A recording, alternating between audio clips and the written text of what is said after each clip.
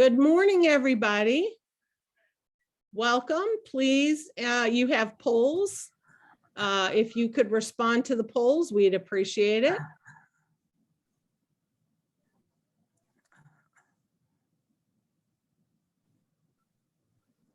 Just to let me know who is attending.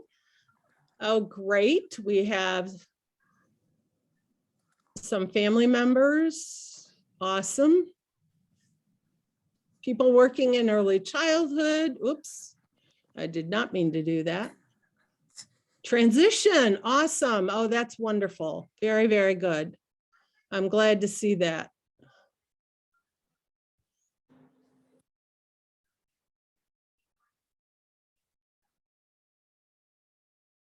So we'll let the poll up for maybe a minute and let people join.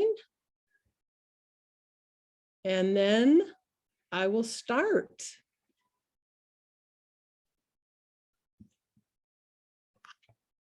Let's see. Thank you, Kathy Trinko. We appreciate that. Oh, thank you, Kathy. That's awesome.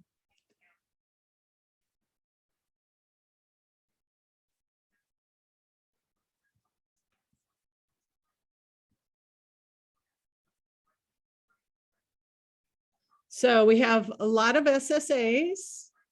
Over half of you are SSAs. Some of you are other professionals, teachers, EI, which is great to have you here. 14 people in EI, that is awesome, who work with EI, that's great. Well, thank you very much for joining us. We have an hour, so I am going to start. Nice to see the names in chat too. Thank you so much. So my name is Barb Safaris. I am an Ohio ambassador for Charting the Life course. I contract with the Nysonger Center and the Family Resource Network of Ohio. I also work for the national team at the University of Missouri, Kansas City. And I'm also a mentor trainer for the Learning Community for Person-Centered Practices. For those of you who don't know me, just quickly, I retired from the Cuyahoga County Board. I worked there for 36 years in a variety of roles. I started my paid role in the DD community as a direct support professional, actually a sub in both residential settings and the schools. I am currently a full-time care partner for my partner of 31 years. And I've had a variety of roles. My training is as a speech language pathologist. I just retired my license after 45 years. But most importantly, I am the oldest of three. And my youngest brother, Nick, was diagnosed when he was 6 months old with a developmental disability. Before county boards were formed. And so he went to public school and he received supports from a private agency. That's the support we got. And when he was 6 months old and I was just going into kindergarten, we had home-based services, which people always tell me that's not possible. And I'm like, I'm sorry, those people came in my house. So they were there. I knew what a speech therapist was before I went to kindergarten. And so welcome. I want to thank Tracy Mans, who, thanks Tracy, is our Family Resource Network of Ohio coordinator. And she is also an Ohio ambassador. She provides supports to me when I provide these sessions, not only supporting with content, but also with the structure and also with managing the Zoom. We are going to offer one CEU today, and we ask that you keep your cameras on because we will be giving you a CEU, and you will be asked to complete and submit a feedback form, which will be launched at the end of the session. So the trainings that we provide on Life Course are provided by the Family Resource Network of Ohio. Please join our website and you'll get lots of information about lots of opportunities. And we are appreciative for the funding that the Ohio Department of DD has given us to share information with Charting the Life Course with all stakeholders, people with lived experience, families, and professionals across all service systems, all life stages. You should have 3 handouts. You should have gotten the PowerPoint, and you should have 2 Charting the Life Course tools, one called Reciprocal Roles, one called Mapping Family Relationships. So please make sure you have them. I will be asking you to use these on yourself during the call. Our belief in Charting the Life Course is you should not use or apply a principle or a tool if you yourself do not use it on yourself. So families are not our guinea pigs. Oh, this is a great form. It's colorful, it's pretty. You need to do this on yourself so that you can see what it is like to try and think about and identify and organize the information.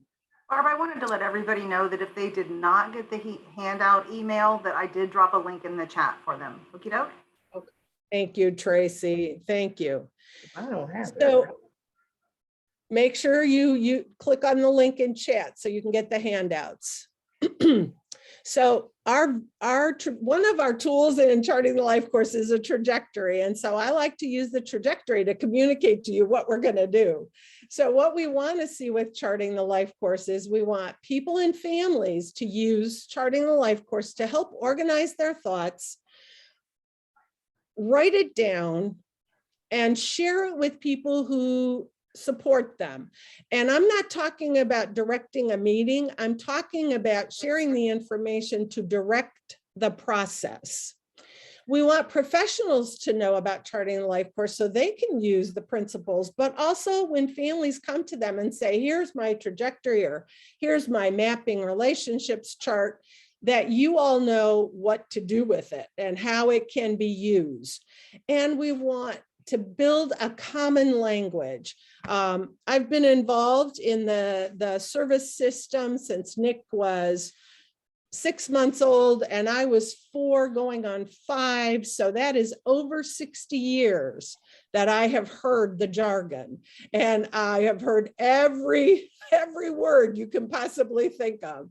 And we confuse families because we change the vocabulary, but we may not change the content. And so what we want to do is have a common base of language and use so everybody knows. We don't want people to see Charting the Life Course as, oh my gosh, I have another form to fill out, because that's not what this is about. This is about how can I use any of these resources to help me do my job and empower people and families. So our why we love Charting the Life Course, why we do this work. Our why is that all people and their families have the right to live, love, work, play, learn, and pursue their life aspirations in their community. For any of you who have been around for any amount of time, you know that this is a common vision statement for a lot of agencies that support people with disabilities across the state, across the country. Our what and how is using those guiding principles. And there are 8 guiding principles. I'm not going to describe them, but they are listed. What I really want to focus on is that today we're going to talk about the principle of all people. The information I'm going to share about relationships today in this 1 hour is for all people, regardless of life stage, so from birth through the end of life, and regardless of abilities. So I have even used these tools on myself and on my family. We're going to really focus on the importance of the person in the context of the family, that it's not the person versus the family, but we need to embrace that everyone lives in the context of family, whether that family is biological or chosen, and we need to value the family. We'll talk about the importance as we look at relationships, the importance of having experiences across the lifespan. So I am so excited that people working in EI are on the call, because we don't start thinking about relationships when someone's a teenager or when someone goes to school. We start looking at that from day one. And then hopefully today, I will also provide information that will support those 3 buckets of need. We all have 3 buckets of need. We need information, we need tools, strategies, services, and we need to connect with others. So this live event, I believe, is a way for people to connect with each other. I appreciate your introducing yourselves in the chat. Please, if you have any questions at any time, type them in the chat. Whoa, we have 115 on. I'm sorry, I didn't realize that till just now. So it would probably not be a good idea to unmute and ask me, but please type your questions in chat. Tracy will monitor the chat for me and will let me know if there is a question. I don't typically have a question and answer period, because I'm one of those people that if I have a question, I would like you to answer it so that I can integrate that as I listen to the rest of the presentation. So please feel free to type a question anytime you have it. And thank you, 115 people. Thank you for joining us today. So some of you may be familiar with something called a relationship map, and this comes from the Learning Community for Person-Centered Thinking. It's a tool we've used in the Learning Community for Person-Centered Thinking for, oh my gosh, probably 15 years, if not more. And the way that we use it is you would put your name in the center, in that center circle, and then you have concentric circles. So we would look at who's in our life, our family, our friends, people who support me at work and school, people whose job it is to support me in other places. And we would actually ask people to list names, and the people that are closest to them in their heart, we would put them in the closest circle to them. And if you think about this, all we're asking people to do is to name names. And you would only put someone once in your circle. So I do not have sisters.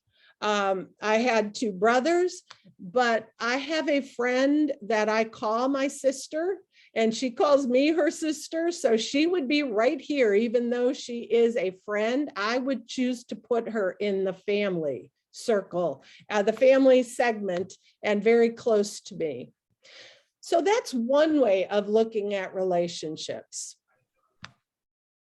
And the reason we would do it is to find out, who do people feel close to?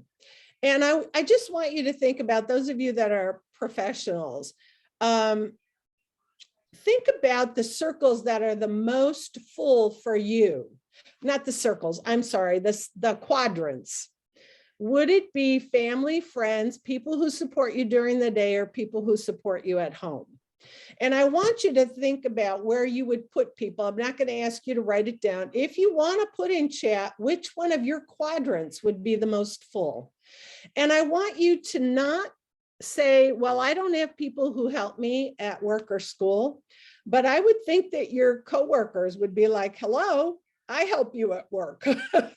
Or when I first started in the field, I was told, make sure you make friends with the secretary, the administrative assistant, and the custodian or maintenance person in your building, because they know everything and they can connect you to everyone.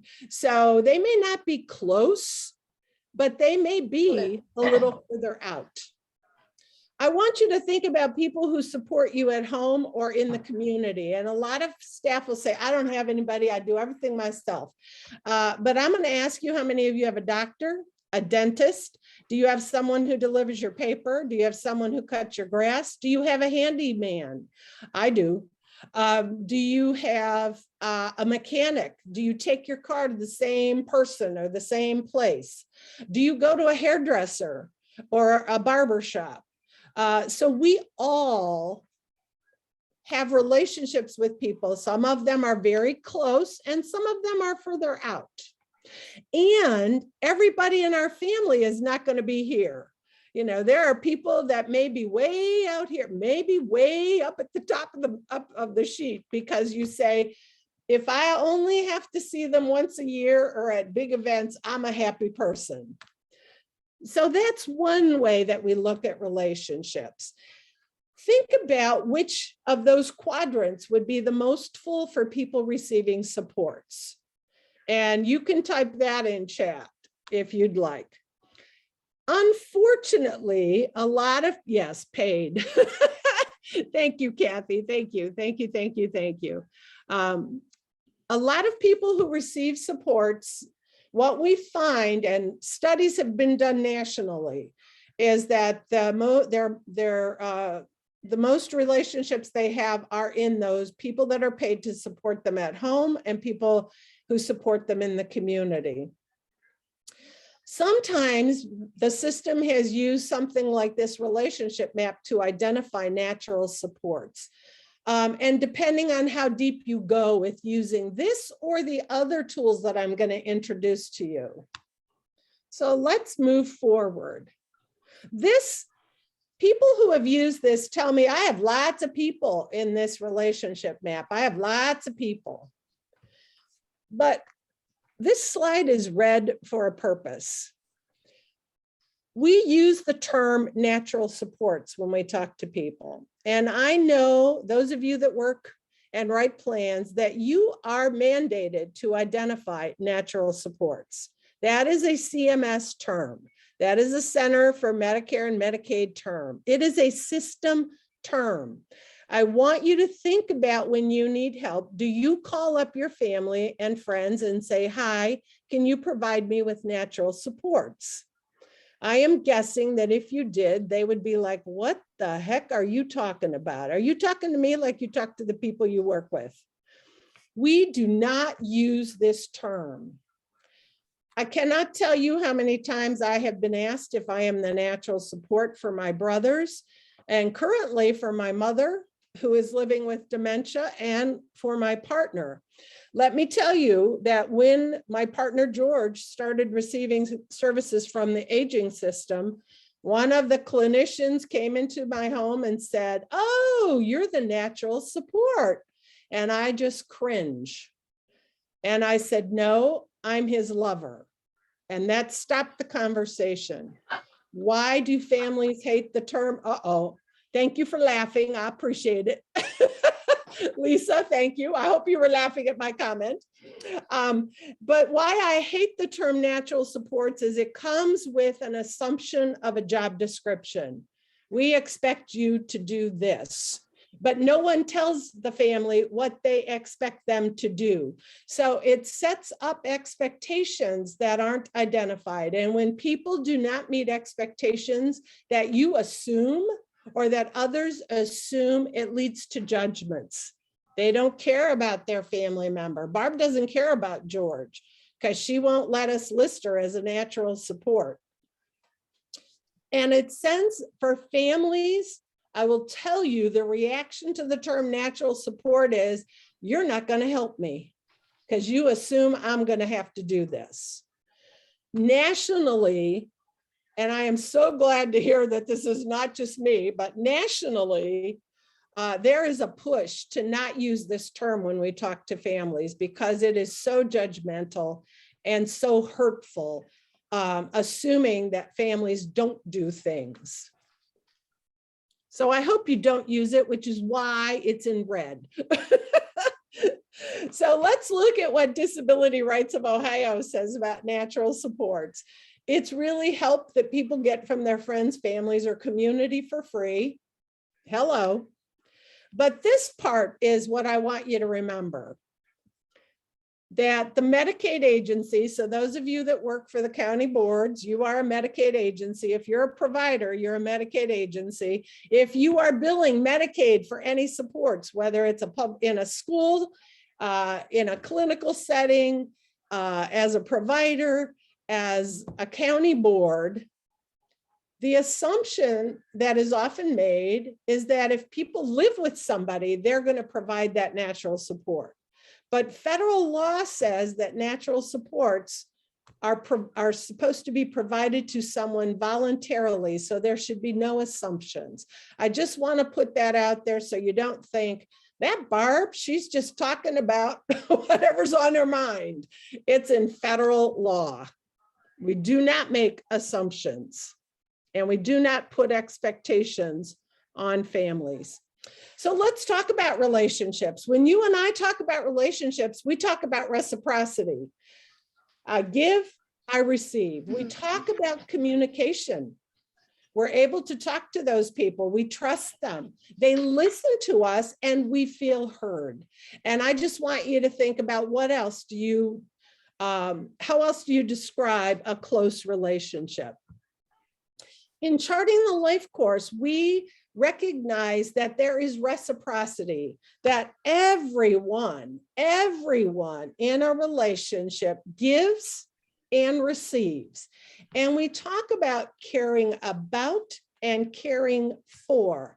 You see next to caring about, it's a heart, because those are the emotional supports of a relationship. We show affection, we build people's self-esteem, we know the stories, and we make a lifetime commitment. Under caring for, you see the icon is a shield. So think about when we care for people, we're trying to make sure they're taken care of, they're shielded, they're protected. So it's providing that day-to-day care. It may be, and we know that everybody in a family cannot provide that day-to-day care. Nick needed total care. And that's a whole different relationship when you are dressing, changing, bathing, feeding someone. And not everybody in the family can do that. But some people may be able to pay financially. Let me pay for this, or I will help you pay for groceries. And then the people who help us be included. And then those of us that who are the people in our lives that we ask to advocate for us? And you may say, I advocate for myself. So let's break down that caring about and caring for. So when we talk about caring about, it's those people that we trust, those people that love us. Creating memories. Who do you have stories about? You know, I have friends that live in other states that I only see maybe once a year, maybe not even then because of COVID. But I can pick up the phone and we will probably start with, oh my gosh, remember when, oh, you just said that. Remember the first time we did that. It's the stories that we have. My nieces are in their 30s. Both of their parents have passed away. And every time they talk to me, or every time I see them, they're always asking me, Auntie Barbie, tell me about when I was little. Tell me about when I did this. So who are those people in your life? And then who knows about your traditions? I just did a session last night talking about supporting people related to death and the relationships and the traditions and caring about people and caring for. When we talk about caring for, it's who provides that day-to-day care, you know, who can do it, who helps people stay connected. For those of you that are parents, please don't forget the importance of your children in connecting you to meaningful relationships. So how many of your kids or your partners or your spouses said to you, come be part of my, you know, we have to go to this dinner with the boss, or we have, you know, it's a company event. You know, we need to go. They're pulling you into those activities. Your kids pulled you into sports. Your kids pulled you into whatever clubs they were part of. And then who do you take with you? You know, everybody likes to say, I advocate for myself. I do it all myself. But who do you take with you when you're hearing medical news? Who do you confide in? And we probably have somebody. I take my, I was known at the Cleveland Clinic when Jim was very ill, my brother Jim. I always went to all of his appointments, excuse me, with a notebook and a pen, because I tell families, when people start talking to you, start taking notes. They're very intimidated when families start taking notes, because then they are more careful with what they say. And I would always have a notebook with me, his notebook, and I would take notes. And once we saw a specialist that was new, excuse me, and she said, oh, hello, Mr. Severis, I'm Dr. So-and-so. And then she turned to me and she said, oh, you're the sister that takes notes. And I said, how do you know that? And she said, you're in my chart.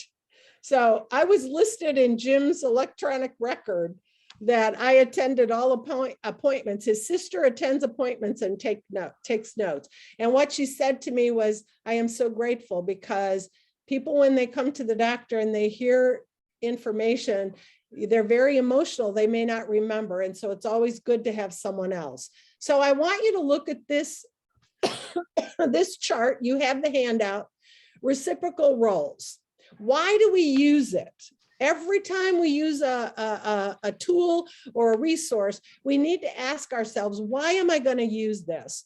This helps people identify who is in their life that provides this support, but who do they provide the support to? And it helps identify possible gaps. Oh my gosh, we don't have anybody. But it also can be very emotional to see. So let me preface, when we use these relationship tools with families or with people, there has to be a reason. It is not just, oh, I learned this. I heard Barb at a live event and I'm going to use it. There has to be a reason, because this is probably one of the most emotional tools and things that we ask families and people to think about. So there's got to be a reason. And it isn't that you do it, but that you introduce it to people and let them think about it.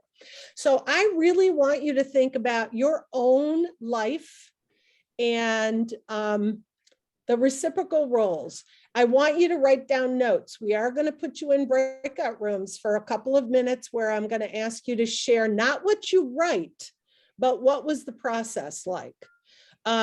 Because I don't want to cause any emotional response. I'm not here to cause trauma for people who go, oh my gosh, I don't have a good relationship with my family. There's no need to do that. That's not the purpose of this. What I want you to do is think about the process, but I want you to write down, who shows you love and affection right now? Who do you show love and affection to? And what might the next steps be? So I want you to think about, when we talk with families, a lot of times they tell me it's me. As a parent, it's me. I'm the one who does it.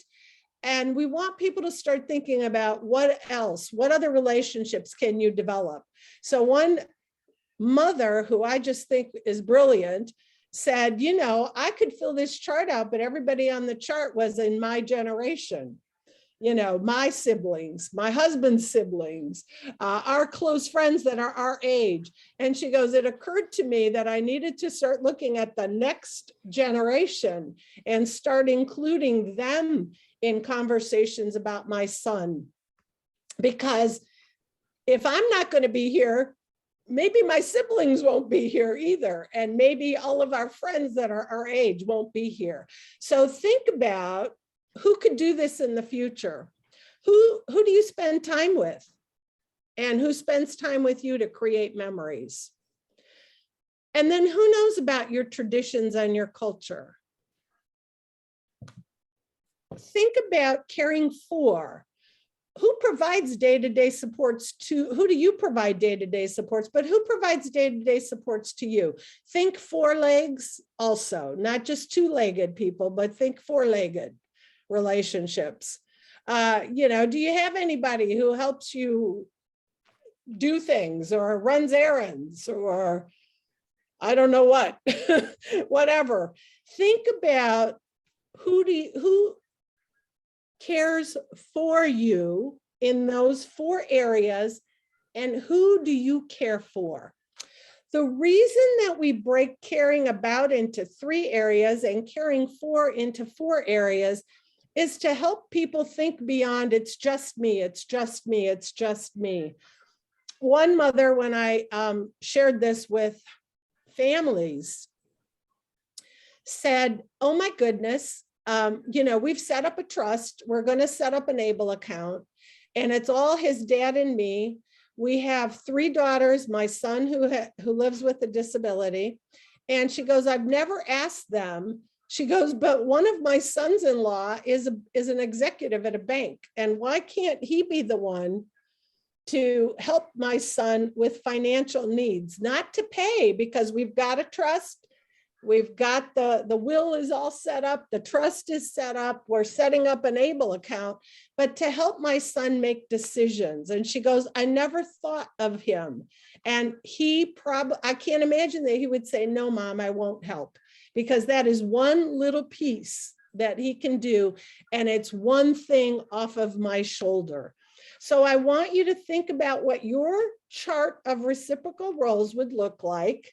And we're going to put you in breakout rooms. Tracy, I'm sorry, I forgot to ask you. Is there a maximum of breakout rooms that we can set up? I think it's 50. We should be okay. Okay, so if we put people in groups of 4? Yep. Okay, we're going to give you not a lot of time. And I don't want you to say, I have this person and this person in this square. What I want you to think about is what was it like for you to think about the reciprocal roles? What was it like to see that information? Did you see any trends or patterns? You don't need to disclose the details. And what are your thoughts about this, using this with people? And we're only going to give you 4 people. Let's do 6 minutes. Okay, Tracy? You got it. I'm going to open the rooms now. Okay.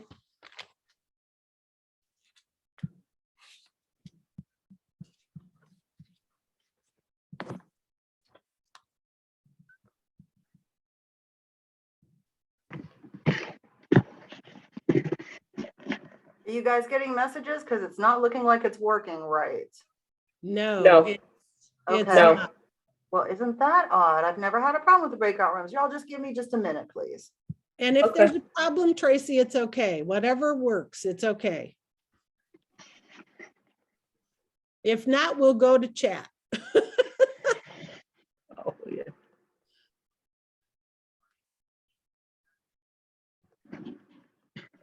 What's it like?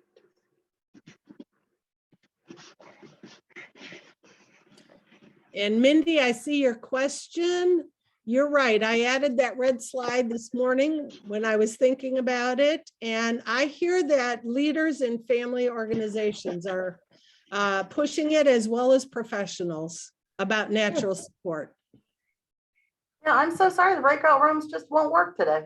That's okay. That's okay. Let me just give you a minute or two. Type in chat any reflections you have as you think about your own reciprocal roles. Katie, I wish there was a push for Medicaid to eliminate the term. I don't know if that's occurring, but I would love it. I would love it.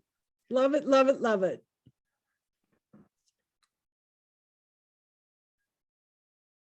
So welcome everybody.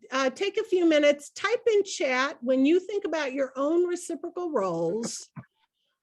Limited, yes.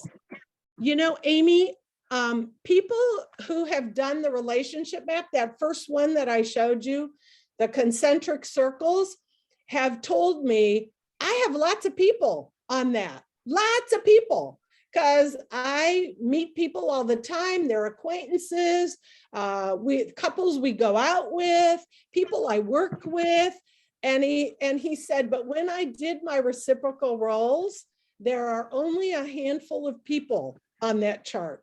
So it went from this full map that had lots of names on it to just a few people. How much one person does, eye-opening to really think about the supports that surround us. I never realized how different roles that other play in our lives. Absolutely, Kate, thank you for that honesty.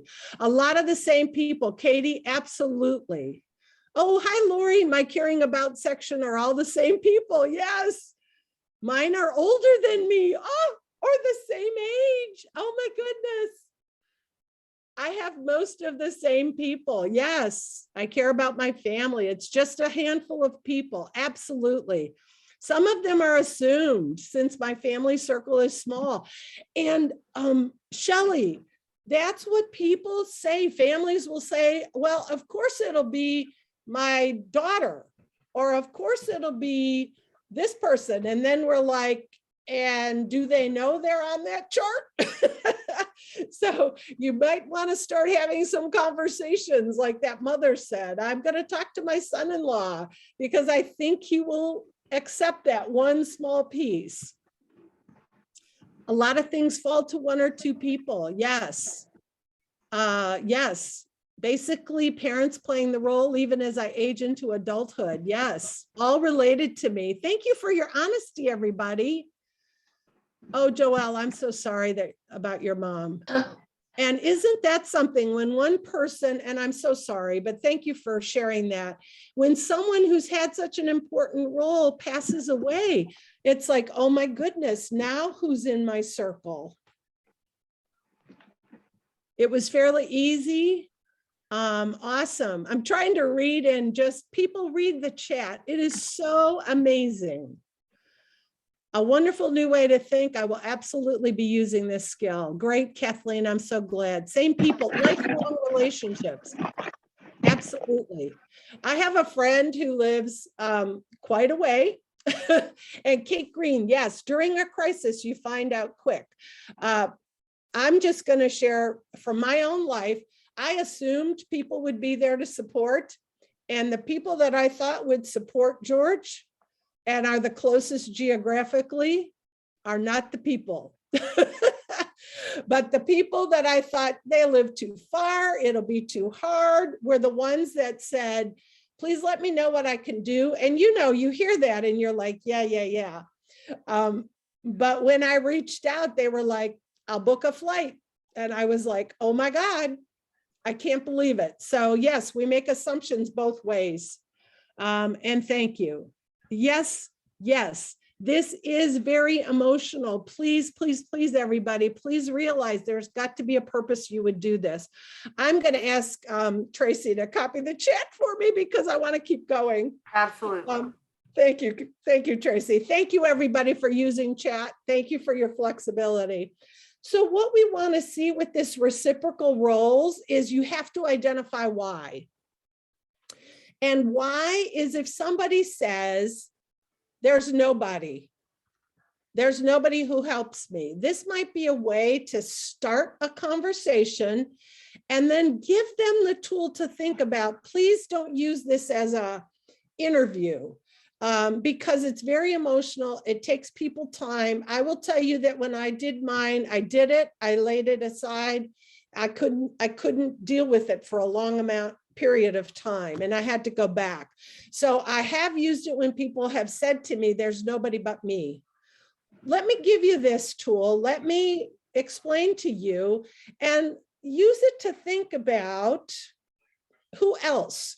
And I might ask guiding questions. One of my friends, I don't have a paid relationship, said there's nobody but mom and dad. And I said, but who else? Is there anybody else? And they, oh, the family lives out of state, blah, blah, blah. And is there anybody else that talks to your daughter, spends time with your daughter? And the mom said, oh my gosh, my sister. She lives out of state, but every time she comes to visit, she and my daughter go off and they do their thing. And she goes, I never realized what relationship that is. So it helps people think. Please don't use it just because you've learned it today and you're like, wow, this is interesting. Please make sure there's a why. And please don't use it just because, well, it would be interesting to know who they put on their chart. That's not why it's used. It's really used to help someone think about who is in their life. The second charting the life course tool, but the third tool we're going to talk about today is mapping family roles. And why would you use this? Well, this helps families think about what's going to happen in the future. Who else can be involved?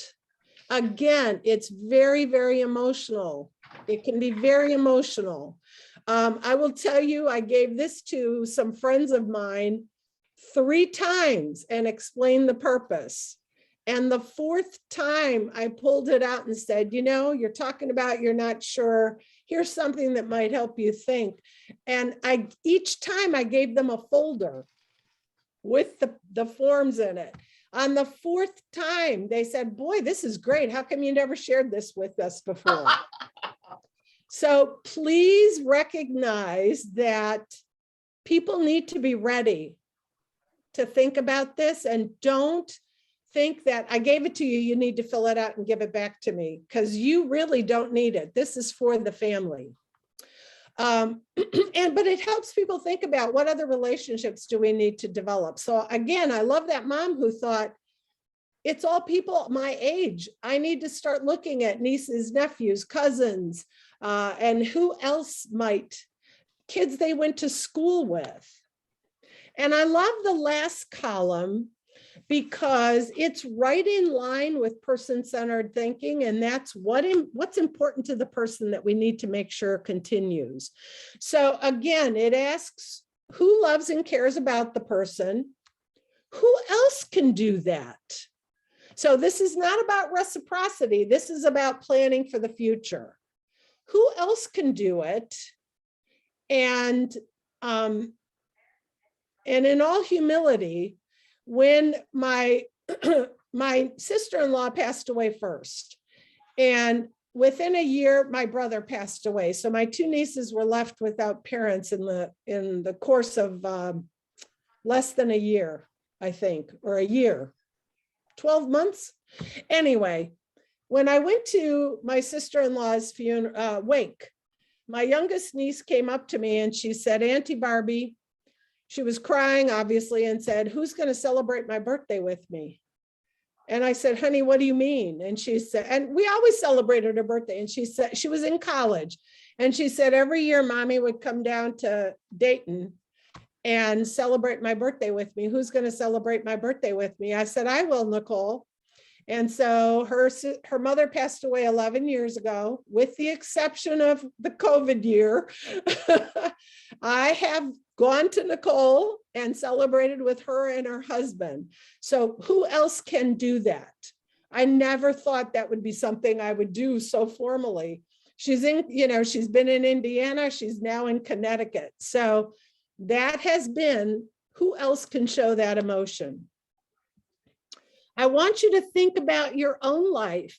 And if you no longer could tell people things, what would be in that last column? So for Nicole, it's that she celebrates her birthday, and it's, I usually tell her, you pick what you want to do. And usually we go to a Japanese restaurant, and because she loves steak.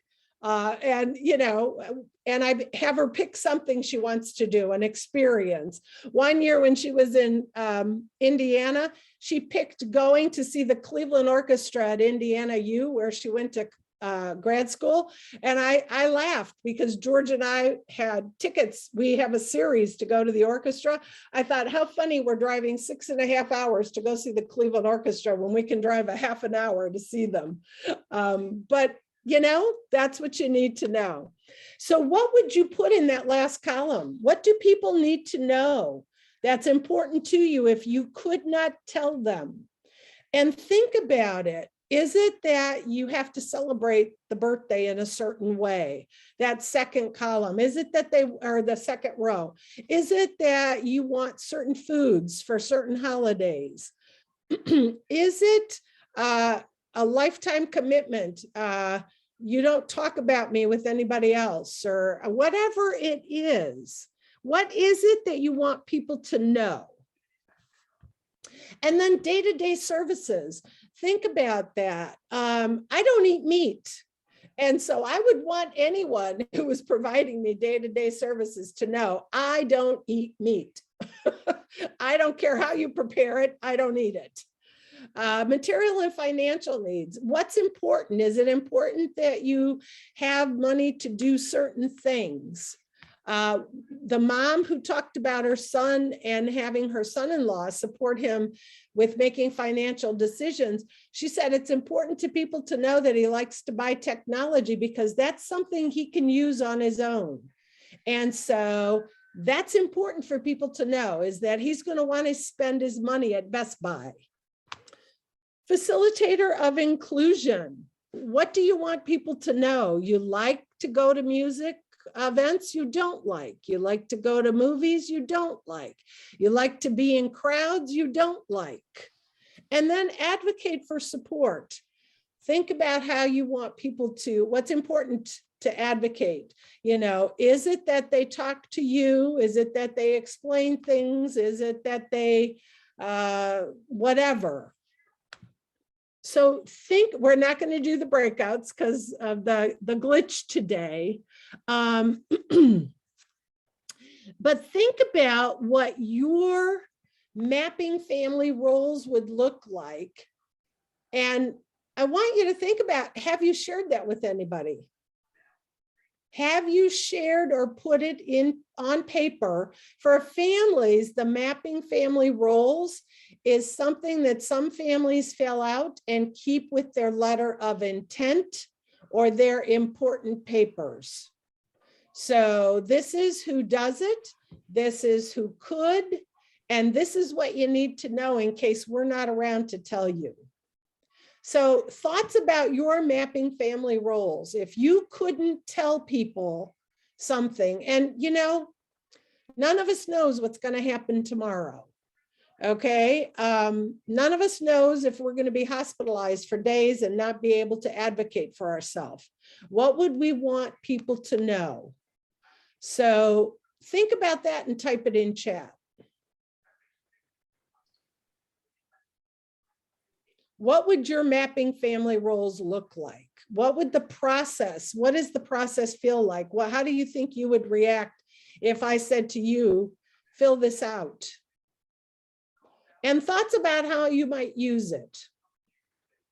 Type it in chat, and I'll give you like a minute.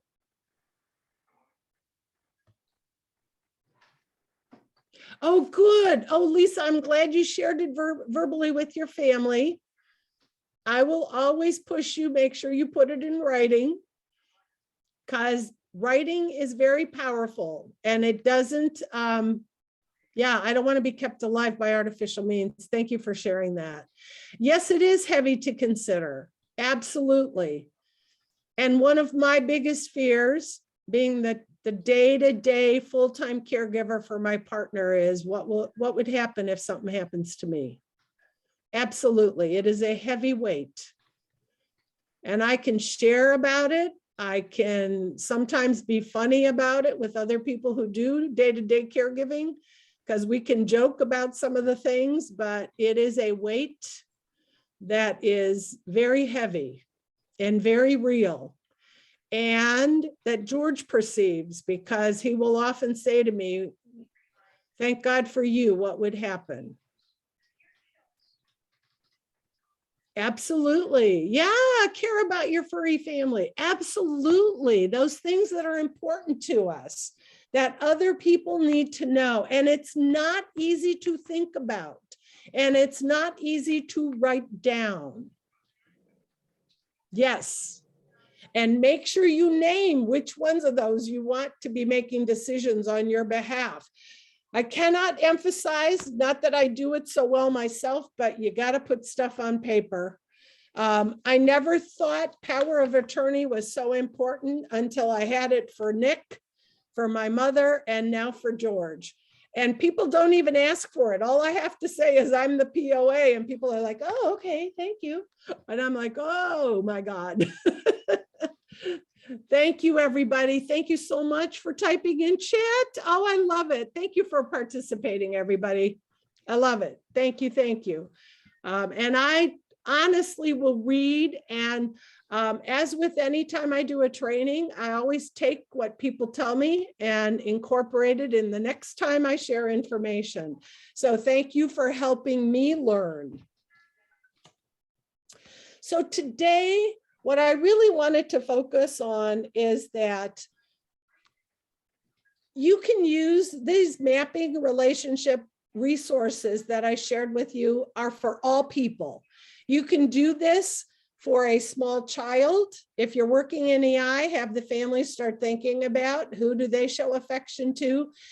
I will tell you, when I've done this with people with lived experience, with disabilities, when they've done the reciprocal roles, who shows me love and affection? Who do I show love and affection?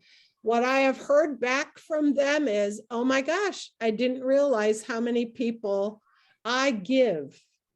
And it was so, I had one young man just recently share with me.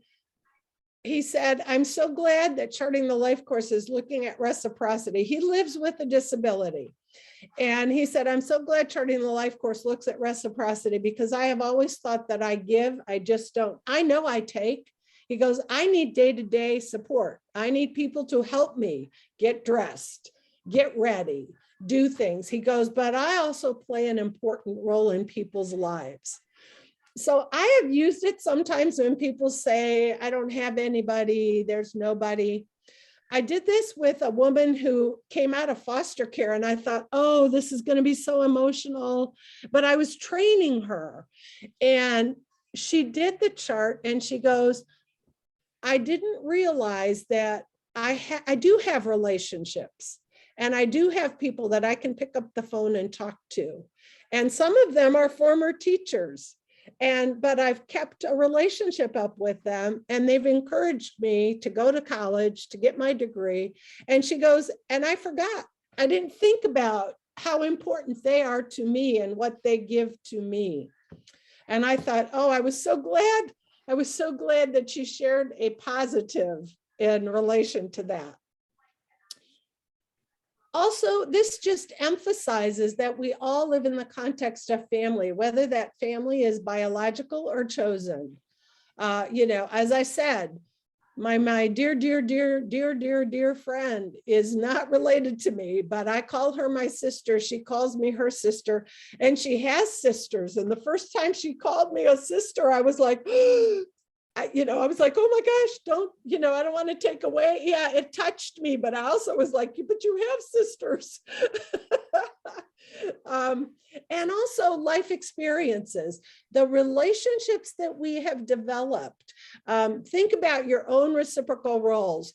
Are those people, a lot of people on that chart are friends of mine that I've had for the one friend we were trying to figure out when we first met. We think it was 40 years ago. But no matter what, I can pick up the phone, she can pick up the phone, and her sisters they're like, what do you guys talk about? Because I've gone to her house and spent time with her. And they're like, what are you guys going to do? You haven't worked together for 40 years. And she's like, we start like we've never been apart. And so think about that, your life experiences and the impact of having people in your life. And then I hope that I've supported some 3 buckets of need. For some of you that are family members, I hope I've given you some information, some strategies and tools that you can use, but also my shared experiences. I hope that you see that, this is pretty emotional, pretty difficult. And thank you for sharing that in chat.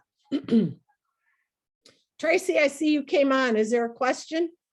No, I just feel like clapping for you. This was just such a great presentation. And I'm reading these chats, and I'm just amazed at what everybody has to say. That's all. Oh, thank you. I will read them. I will read them, everybody. I am so sorry. I have another commitment at 10 Eastern, so I need to wrap up. I am so sorry. Thank you so much. But please remember, always, always, always identify why you're going to use a tool or a resource. Use it on yourself. I had you think about it, and you had awesome reflections, but really use it on yourself so that when you talk to people, you can say, it took me several times looking at this, or it was hard, or think about it, put it aside, come back to it. And here are some things that we're doing. March 24th, if any of you are professionals or know SSAs who haven't gone through this, or teachers, I'm going to do a 3-hour overview for anybody. It could be professionals, could be providers, teachers, EI, it doesn't matter. Family, you're more than welcome. These are all free, it's on Zoom, and we will give you 3 CEUs from DODD. On April 27th, we have our community of practice where we talk about how people have used Charting the Life course. We have our Ohio Showcase on May 12th in person. And on May 18th, 25th, and June 1st in the evening, I will do a series for families across the lifespan. I don't care if they have babies or adults that are as old as me or just younger than me, I don't care. And show them how they can use the principles across all planning. So IFSP, IEP, ISP, IPP, whatever P, because there are multiple waivers that people in Ohio can use, not just the DD waivers, but the aging waivers and the home care waivers. And I want to thank you all. If you want to type in chat what you appreciate about today, I would appreciate it. I will read the chat, honest. And I want to thank Tracy. She is going to launch the survey. And please excuse me, I have another Zoom training I need to do in 4 minutes. Thank you, everybody. Bye-bye.